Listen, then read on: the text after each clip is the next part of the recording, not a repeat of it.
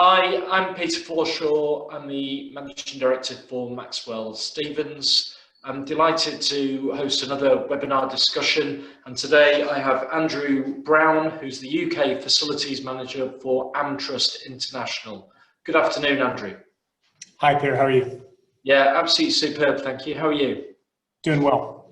Great. How have you been managing the current circumstances? Well, myself and my team have certainly, like everyone else, waded into something that we certainly were never anticipating or expecting. I think when lockdown hit and all of us began working at home, in some ways we left thinking, this is great. We're going to have a bit of time to catch up on all these backlogs of projects that we've always wanted to sink some time in, and that certainly hasn't happened. For us, we've been managing by creating the new normal. And so for us, that's been really staying in contact, putting in place a lot of conference calls and ways of interacting remotely, virtually, and using tools that we already had built up, whether those were shared drives or other items, and very simple, but ways of putting work out there and all collaborating together on it. For us, it's really been keeping up on not only the day-to-day operations or the things that we had to create to deal with buildings which were empty, but also that whole project management aspect of coronavirus as a project. We've really been getting on with that, managing through that. Yeah. So when lockdown hit, I presume the entirety of Amtrust International's operation went to working from home or off-site, and what percentage of people are back, or what's the plan in terms of getting people back? So at this stage, we have employees still working remotely from home. We've had the offices shut and we've functionally closed a lot of aspects.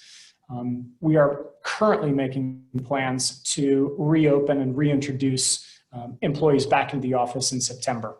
Right. Okay, so that leads on to my next question, please, Andrew, if that's all right.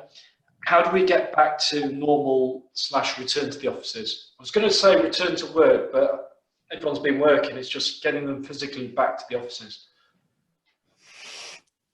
I think getting back to normal is maybe not the right way of thinking about it. And I myself, if I can use an analogy, I'm often asked, as it's been years that I've lived here in the UK, when are we moving back to California?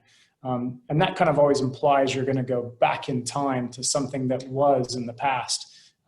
If we were ever to move again, hey, it's going to be moving forward to something new.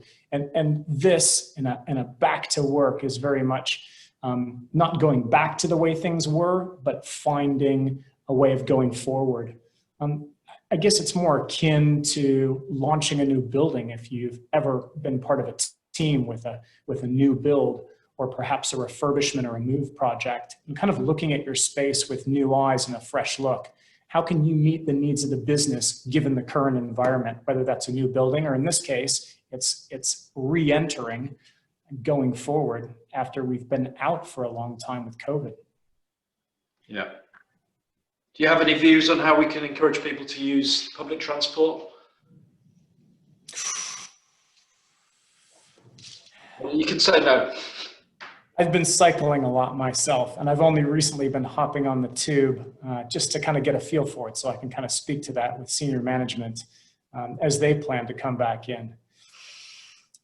I think generally speaking, it's going to be a ramp-up sort of factor. I don't know if there's anything specific that I would say to encourage people to use it. My encouragement with my own team has been, look at all the options you have for coming in and try to think outside the box. Public transportation is certainly something that's challenging, and everyone has their concerns about it, but it doesn't have to be the entirety of your journey in. I think looking at it as a combination of, can you take it part way and then walk part way? Some of my team have talked about cycling, but are concerned about cycling so far. And I've said, well, why not leave a bike somewhere in maybe closer proximity so that you're driving or parking, and then only cycling perhaps a short distance from wherever you've left your car into the office. idea. What kind of combination can you use? Just till we get used to it, I suppose, in certain respects. Yeah. Okay, great.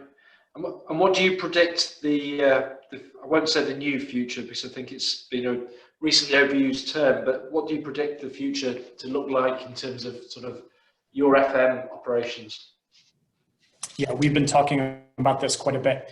We certainly see a kind of a new host of tasks being assigned, quite possibly to our role, to support what this future working at home will look like. So that's going to be potentially supporting people in more detail with potentially new regulations about working at home.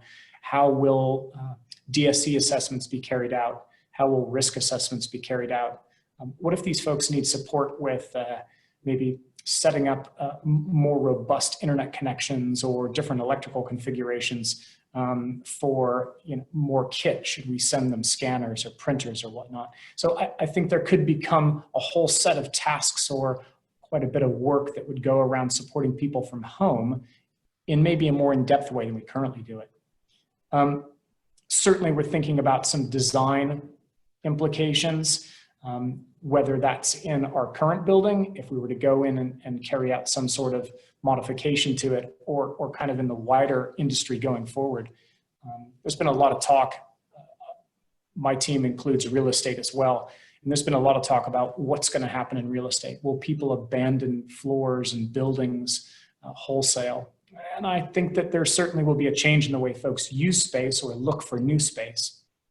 But I think that while organizations may back out of space, I think it will create opportunities for smaller ones to come in where they may have been priced out or not been willing to take multiple floors in a very large building. I think this could see things being broken up into smaller spaces where some of the players could then say, hey, I'd be willing to take a much smaller space and then get a presence in the city or closer to where my clients are doing business. I think that's going to create opportunity. And of course, there's design implications, like I just mentioned. I've lived through earthquake scenarios or the unfortunate 9/11, and following both of those, you see changes in the way that space is regulated from a materials or from a building reg standpoint.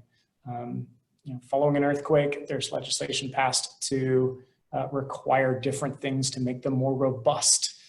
With this sort of a scenario, I think it's going to put people in a situation as they design or as they refurbish to look at their space and say, hey, what materials can we use that could kind of future-proof this? Do we want to change from stainless steel handles to copper? Do we want to change from porous surfaces to more sealed surfaces, which can be cleaned in a more robust way? I think there's a lot of change there. It sounds like years of work for you then. Well, that's what we're hoping for. That's brilliant. That's great. Andrew, that's fantastic. I think you've given lots of people lots of new ideas and things to think about. I'm glad it's going so well. You're keeping busy, and it's great to catch up with you. Thanks again for your time. Peter, you're welcome. It's good to talk. Speak soon.